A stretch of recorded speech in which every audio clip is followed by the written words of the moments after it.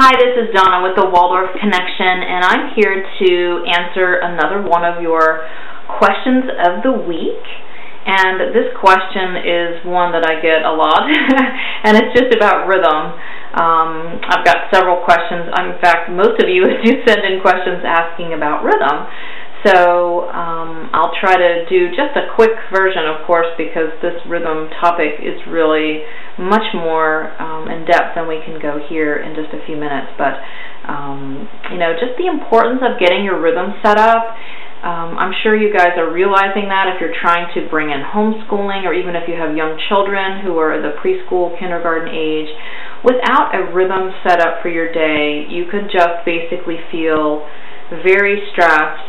And more than that, you feel like you don't have a handle on things and that you're trying to play catch-up most of the day and trying to just, oh my gosh, what are we going to have for lunch? I don't have anything taken out for dinner. We don't have enough food in the pantry to make a dinner, and what are we going to do? Oh, we're supposed to be doing errands. And you're constantly being reactive instead of scheduling your day out in a very proactive, and it sounds kind of business-like, but basically planning out your day and having the main pillars of your day and of your week in place is something that will take the stress and take the overwhelm off of you.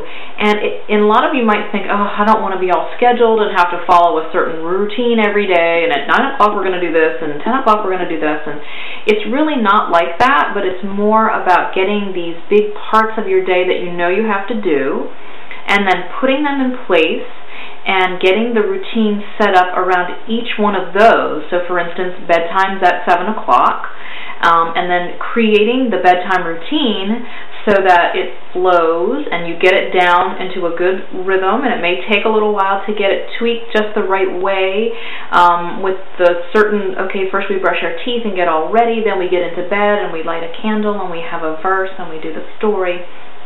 And then Daddy comes in and says goodnight, or, you know, whatever it is that you work out with your children.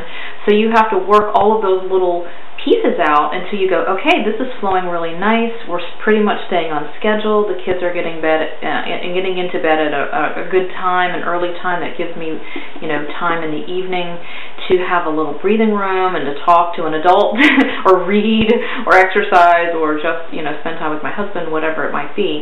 So each of these, I call them pillars of the day, whether it's the morning routine of getting up, getting dressed, doing chores, or the evening meal prep, or the bedtime, or doing errands, or school. So depending on where you are and what you've got these big pieces of your day that you know you have to do.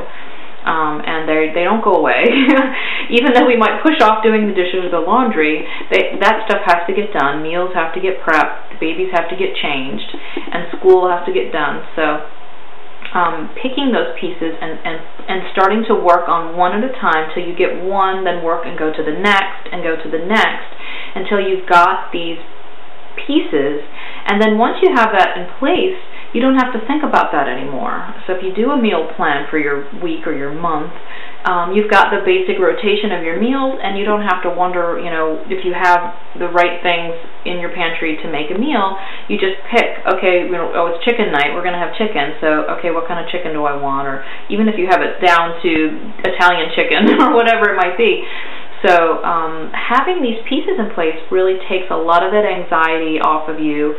You know what's happening, your child knows what's happening, and there's not all this guesswork and just every day is a totally different day and nobody knows what to expect. Things will start to fall into place and the children will start to respond knowing, oh, that's right, we have our morning routine, we do a little circle time or school. Then we have free time to play, we come back together for lunch, and then maybe it's story time, and then the afternoon is errands. And then we start getting ready, maybe this silent reading time if you've got older children while you start to prepare the dinner. So if things just start to flow and you know where you have your open parts of the day, your free parts that you can just say, oh, let's just go to the park today, because you know you've got all your other things handled and you know what's for dinner, so you don't have to go, oh, I can't do that because we still have to swing by the market and we have to get food and I don't know what it's going to be. So it actually frees you up to have more time to be present with your children, to have those fun, spontaneous things because you're not so worried about all of the other basic things. So it covers that and allows you to just have fun and to do that.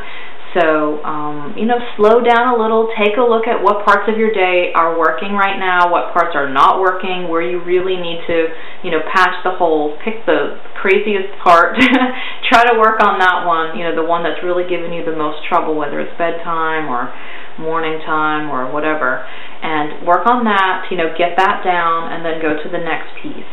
And that's about all I can really say here about rhythm, because I've got, you know, a lot of different coaching programs and things like that about rhythm. If you do want more information about rhythm, you can check my website. We have a great home study, The 4 Steps to Rhythm.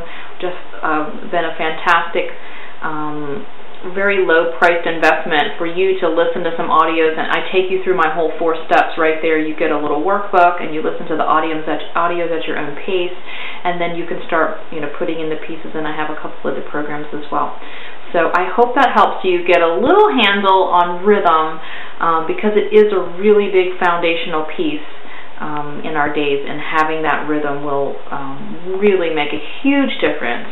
I can't stress that enough. Maybe you guys are sick of me talking about rhythm, but it really is so important to kind of get that piece in place. So, all right, so until next time, shine on, and I'll talk to you then. Bye-bye.